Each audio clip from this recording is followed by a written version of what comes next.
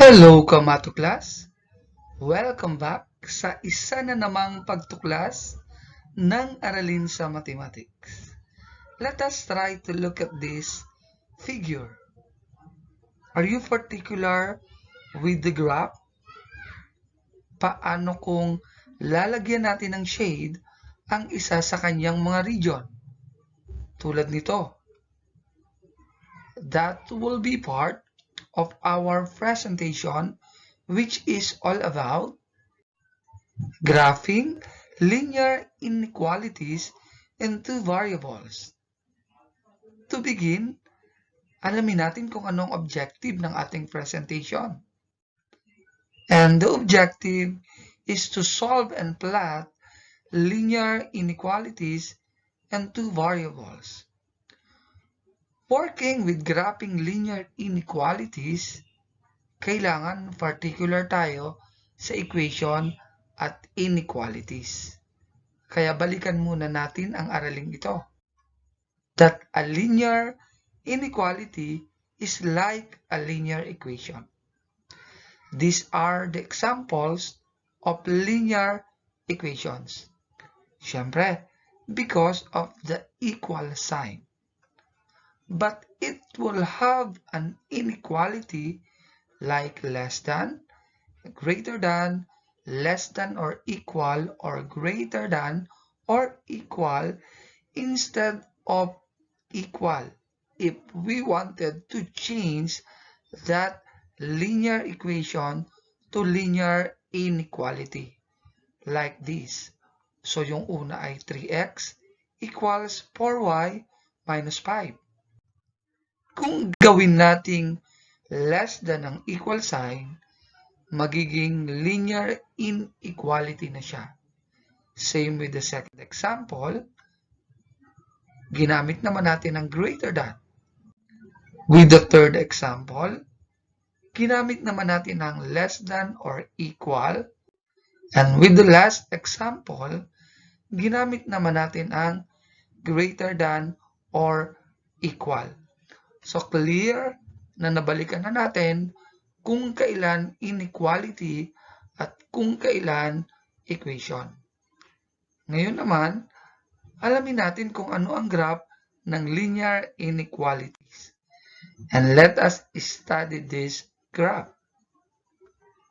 When we have this graph, and we have that is the line that separates the plane into two regions. At ang tawag natin dyan, plane divider. Kaya napakahalaga na marunong tayong mag-graph ng linear equation. Kasi yan ay graph pa lamang ng linear equation. Then when a line is graphed in the coordinate plane, it separates the plane into two regions that I have mentioned a while ago, and we call that as half plane. So ito yung unang plane. Ito yung tinatawag natin plane divider. Hence, ito yung another plane. So kaya ito yung unang plane and this is the other plane. Then, the shaded area is made up of points whose coordinates satisfy the inequality. So, kailangan nating malaman kung alin ang magsasatisfy sa inequality. For instance, yan siya nagsatisfy.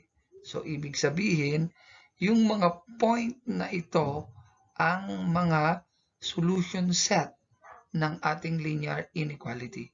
At ito ay hindi kasama sa solution set.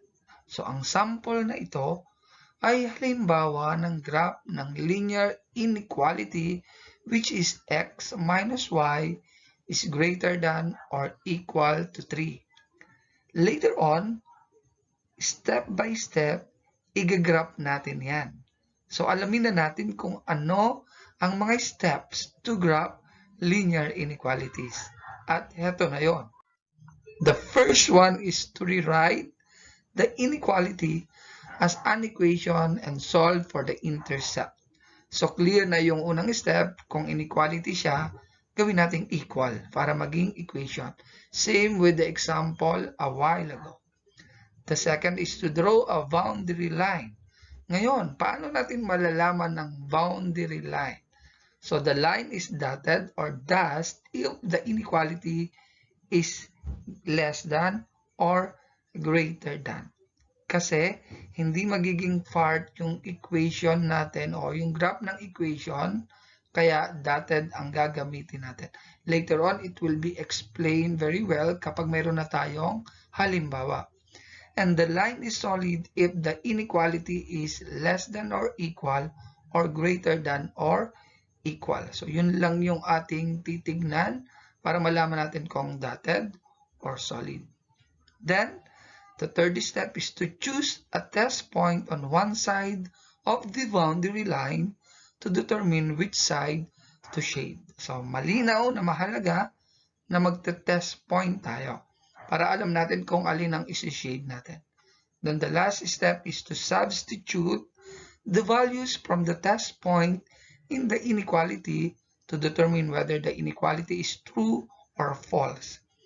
If the inequality is true for the test point, shade the boundary line side that includes the test point. And if the inequality for the test point is false, shade the boundary line side that does not include the test point.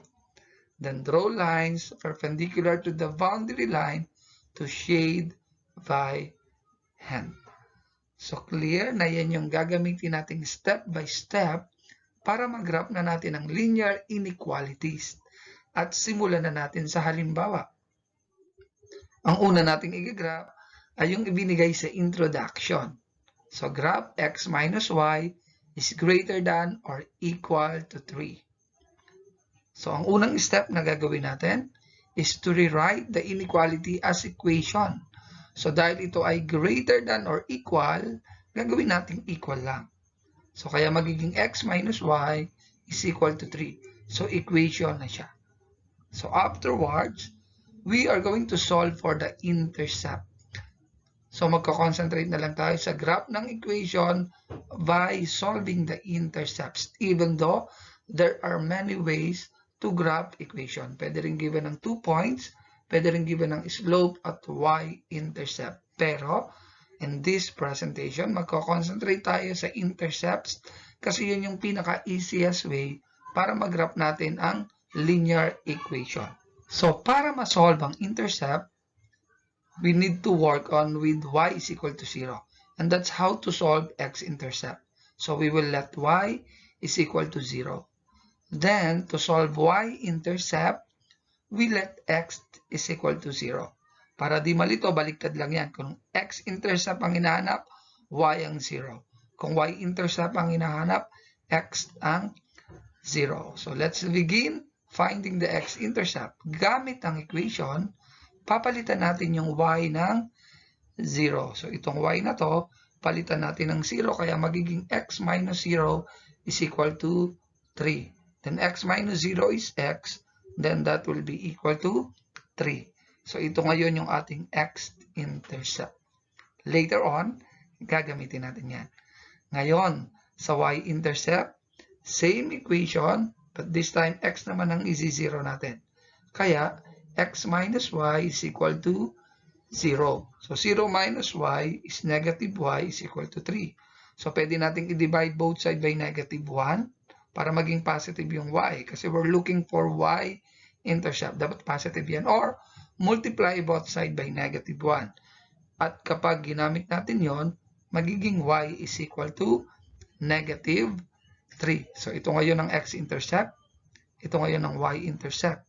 I-flat na natin. Ang x-intercept, matatagpuan sa x-axis. So dito. So positive 3, kaya dito natin i-flat. Next is y-intercept. Sa y-axis naman natin makikita. Dahil negative 3, dito natin ipa-plot. So we need to plot the points first. Then, pwede na nating i-illustrate ang ating line. Okay, so we can now have that line. So kung mapapansin nyo, so hindi siya dotted line. Siya ay solid. Kasi nga, greater than equal. Ibig sabihin ng equal, kasama ito sa magiging graph ng linear inequality. Clear yon. Then after that, kukuha na tayo ng test point. Ang test point, you can use any point kahit saang side. Pwedeng dito, pwede rin dito. Pero para mas madali nating makuha ang test point or para madali nating ma-solve ang test point, ang usual na gagamitin na lang ay 0, 0. So, yan na lang yung gamitin nyo para pag nag-substitute at nag-solve, mas madali. So, ito yung 0, 0, point of origin. Okay, let's continue. Gamit ang inequality, isa-substitute natin yung x which is 0 and y which is 0. Kaya magiging 0 minus 0 is greater than or equal to 3. And 0 minus 0 is 0. Hence, 0 is greater than or equal to 3. Ang tanong, true or false ba? True ba na ang 0 ay greater than 3? Or true ba na ang 0 ay equal to 3? Di ba hindi? Kasi ang 0 ay less than 3. At hindi rin naman ang 0 ay equal sa 3. Kaya false. Ngayon, nasaan ang test point? Na dito. So, ibig sabihin itong side na ito ay hindi magiging solution set dahil false. Kaya dito tayo mag-shade sa side na ito. So, yan ang ating isa-shade. And yan ang graph ng x minus y is greater than or equal to 3. Okay, sana nag-get natin. Let's have another example. How about this one? Graph 2x plus 3y is less than 6. So, same process. We write the inequality as an equation. So, yung less than, gawin natin equal.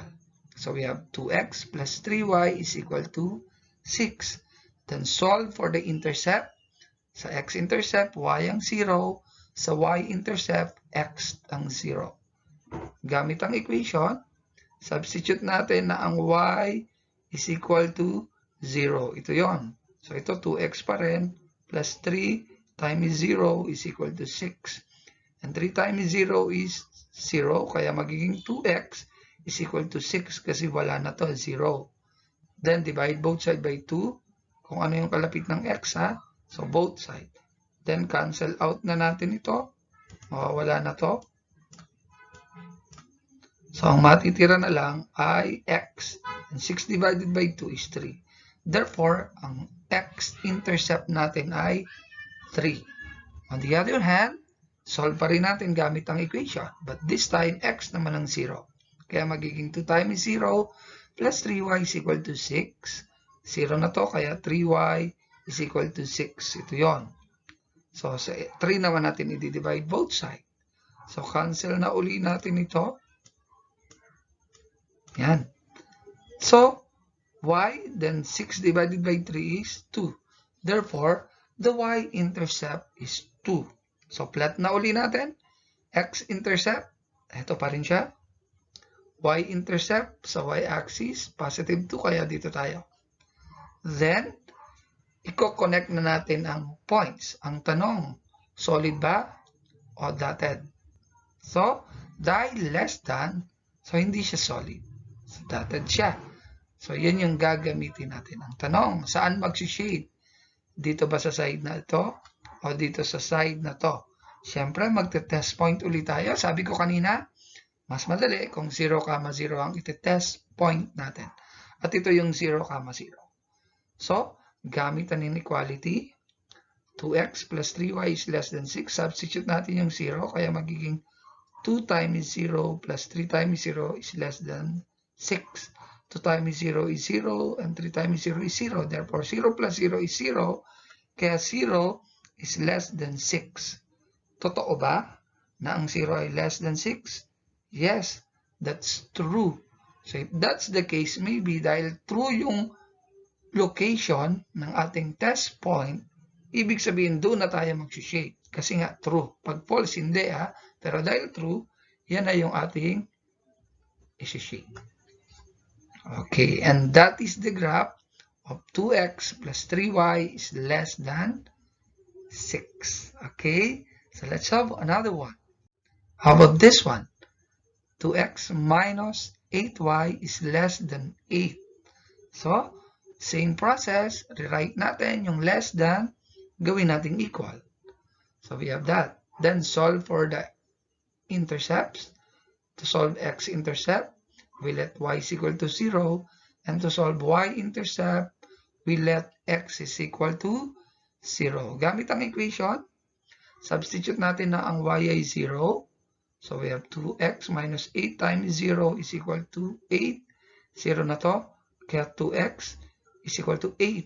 Divide both side by 2 again. So, cancel na to at saka ito. So, x is equal to 8 divide 2 is 4. On the other hand, dito sa kabilang side, ganun din tayo. So, x naman ang 0. Kaya 2 times 0 minus 8y is equal to 8. Then, this is 0. Kaya yan ay negative 8 is equal to 8. Divide both side by negative 8. Cancel na to. So, y is equal to 8 divided by negative 8 is negative 1. So, ito yung x-intercept. Ito yung y-intercept. Plot na natin ang x-intercept. Dito yan sa 4. Positive. Y-intercept is negative 1. Dito yan. So, negative 1. So, less than. So, solid ba yung gagamitin natin? Hindi, kasi less than. Again, pag solid ang gagamitin, kapag less than or equal or greater than or equal. Pero pag less than lang at greater than lang, so, hindi solid. So, we have that. So, we connect the points. So, tanong, saan uli ang shaded part? Dito ba? O dito sa side na to? Test point uli. Pinakamadaling test point na gagamitin natin ay ang 0, 0. Ulitin ko, kahit aling point ang gamitin nyo, pwedeng ito, pwedeng yan, and so on. Pero ang pinakamadali ay 0, 0. Gamit ang inequality. So we have that. Substitute natin na ang x ay 0. So 2 times 0, ang y ay 0, 8 times 0 is less than 8. So 2 times 0 is 0, and 8 times 0 is 0, kaya 0 minus 0 is 0. So we have 0 is less than 8. So, less than 8 ba talaga ang 0? And that is true. So, dahil true yan, ito yung location ng ating test point. Ibig sabihin, ito yung ating isa-shade. Okay, so we have that. So, yan ngayon yung graph ng 2x minus 8y is less than 8. So, I hope nasusundan na natin. So, check natin ngayon. Kayo nga ang mag-try for 10 seconds. Tatry ngayon nating mag-graph nito. Graph 2x plus y is less than or equal to 4. Ngayon, kung sa 10 seconds hindi nyo pa natatapos, pwede nyo namang i-pause ang ating video. Pag natapos nyo, at saka nyo tignan yung final answer. So, let's begin in 10 seconds.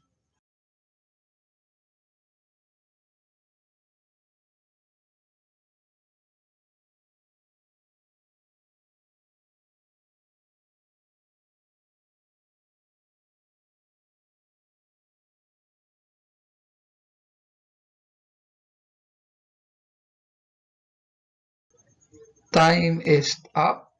So, ano kaya ang inyong sagot? So, kung ito ang inyong sagot, yan ang points, yan naman ang line, at ito naman ang shaded region, you are correct. So, let's have another one. Graph 4x minus 6y is less than 12 for 10 seconds. The time start now.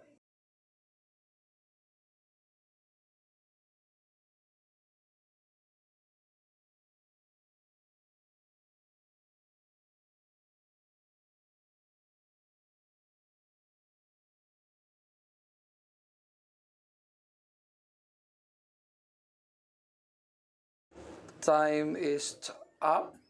So, kung ito ang inyong sagot, let's see it. Okay, yon yung na-shade. You are correct. That's all. Come out to class. God bless us.